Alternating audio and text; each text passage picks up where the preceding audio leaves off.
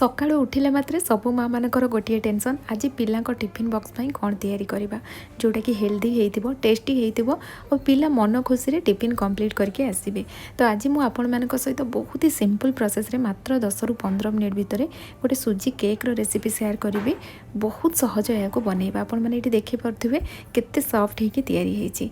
Tasty भी लगे खाइबा पई निहाती भाबरे ट्राई करंतु पिला माने मन खुशी रे खाइबे। मार्केट रे मिलुथिबा अनहेल्दी मैदा केक पिला को न दे घरे अति सहजरे या बनई पारे। बेसी समय भी लगे सकाळु बनइले भी आप जल्दी या बनईकी दे पारे। प्रोसेस पूरा सिंपल रही। चलतु स्टार्ट करवा। ये मु केक तैयारी करने पे गोटे गिना सुजी नहीं गली आपड़ छोट ग्लासटे हो कि चा पीवा कप कि ये गिना जो भी मापिकी ने गोटे जगह सेट करने से सब जिनस मेजरमेंट करके नेबे।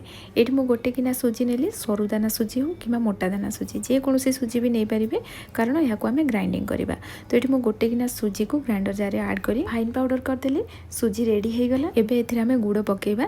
जो किनारे सुजी मापिकी नेइथिले सेथिरे मु हाफ किना गुड़ नेली किंतु मिठा आपण केते रखिबे सेटा आपनक ऊपर डिपेंड करे। गुड़र क्वांटिटी आपण कम अधिक रखि पारिबे आ गुड़ जगह एठी चीनी नै पारिबे किंतु चीनी नेले ना हाफ किना जदी नेबे मिठाटा एकदम परफेक्ट रहइबो सेमति कमिबोनी किंतु गुड़टा मिठा कमी जिवो हाफ किना नेले तो आप चाहिए क्वांटिटी बढ़ाई पारे।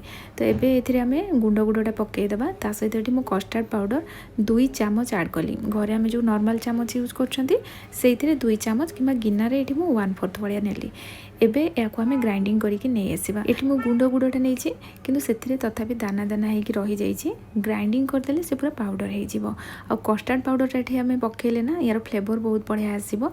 आपण चाहिए आगो को एथिरे वेनिला एसेंस पकई पारिबे किंतु जेहेतु मु कस्टर्ड पाउडर एथिरे पकईथिली ना फ्लेवर पई आउ कोनोसी जिंस मु पकई नथले किंतु आपण चाहिए पकई पारिबे।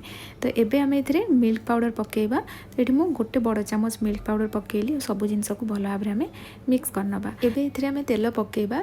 एठी मु हाफ किना रु जस्ट टिके कम तेल नैछि किंबा 1/4 रु टिके अधिक ए माप अनुसार आपण जदि तेल को टिके कम करिया पई चाहुचंती ताले गिनारो 1/4 नै जिवे किंतु ताठारु आउ कम करिवेनी 1/4 बडिया ही नै जिवे। एठी आपण जे कोनोसी तेल यूज करि परिबे किंतु जो तेलर स्ट्रॉन्ग फ्लेवर नथिबो सेई भली तेल नेबे। एबे एथिरे आमे पानी दबा किंतु एठी आमे नॉर्मल पानी दबानी पानी को टिके उषुम करके दबा हेले कोन हबो सुजीटा जल्दी बतुरिबो हमको अधिक समयटा रखिया पई पड़िबोनी। पानी को सेमती फुटेकी एथिरे पकेइबेनी माने अधिक गरम करिवेनी। हाथ रखिला परे जेमती आपण सही पारुथुबे बा सेतिकी गरम थिबो आपण इथिरे पानीटा पकेइबे। तो याको आमे भलो भाबरे मिक्स करनबा हुइस्कर रे फेंटी दबा जा फल रे इथिरे बिल्कुल भी लम्स रहिबोनी। आ एठी देखंतु मु ताको भलो भाबरे मिक्स कर नैछि। यार कंसिस्टेंसी एबे ए टाइप रो देखा होउची किंतु एटा जेतेले 5 मिनिट परे आमे देखिबा ना पूरा बहळिया हो जाइतिबो। जेहेतु एठी आमे केकटा कम समय भितर तैयारी करवा सबुठु मेन जिनस होची एथिरे पानी अंश जेमती अधिक रहिबोनी नले टाइम लागिबो एटा सिझिया पई। 5 मिनिट परे एठी देखंतु सुजी पूर्व अपेक्षा बहळिया हो जाइछि। यार कंसिस्टेंसी ए टाइप रो ही रहिबो। आ एठी ना आपण पानी जगह रे क्षीर व्यवहार करि परिबे। आ क्षीर पकेले मिल्क पाउडर पकेबा दरकार नै। एबे इथरे आमे खाइबा सोडा आमर बेकिंग पाउडरटा पकेबा सेति पे एमती गोटे स्ट्रेनर नै जिबा। एथिरे आमे गोटे छोटो चामच बेकिंग पाउडर पकेबा आ हाफ छोटो चामच रो भी कम इधर आमे खाइबा सोडाटा पकेबा। तो ये देखो ये भाया खदड़िया अंश रहीगला ताको हाथ रे टिके आमे एमती मिसई दबा पुणी ताको छाणी दबा। बेकिंग पाउडर बेकिंग सोडा पकेला बेले केबे भी डायरेक्ट पकेबेनी एमती ताको छाणीकी पकेबे।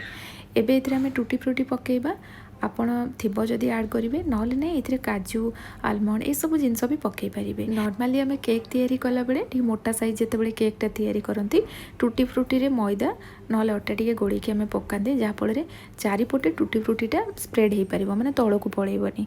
किंतु एठी आमे प्रोसेसटा अलगा करछंती सेति पे मु डायरेक्ट टूटी फ्रूटीटा पकई देछि। एथिरे गोटे चामच भलिया पानी देकी ताको मिक्स करनेली आ गोटे डायरेक्शन रे ताको आमे मिक्स करबा एपट सेपट करबानी। एठी देखंतु बैटरटा हमर रेडी हे गला आ तार कंसिस्टेंसी आपण माने देखि नियंतु ए टाइप रो रहिछि।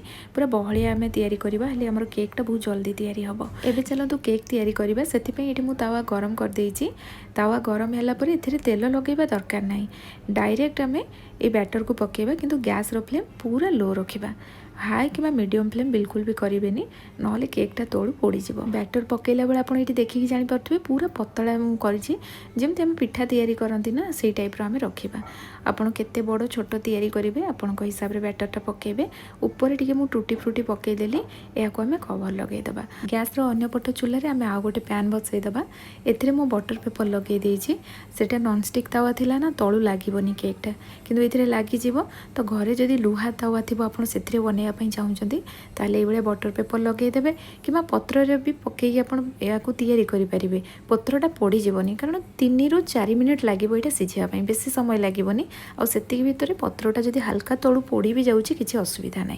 तो ये मो बैटरटा पकईकि या बड़ सैज्रे जमी पिठा तैयारी करती से भाया पकईदेली पूरा पतला अच्छी ये सागे सागे सीझीगला मैंने 2 ରୁ 3 मिनिट लगे ये सीझापी।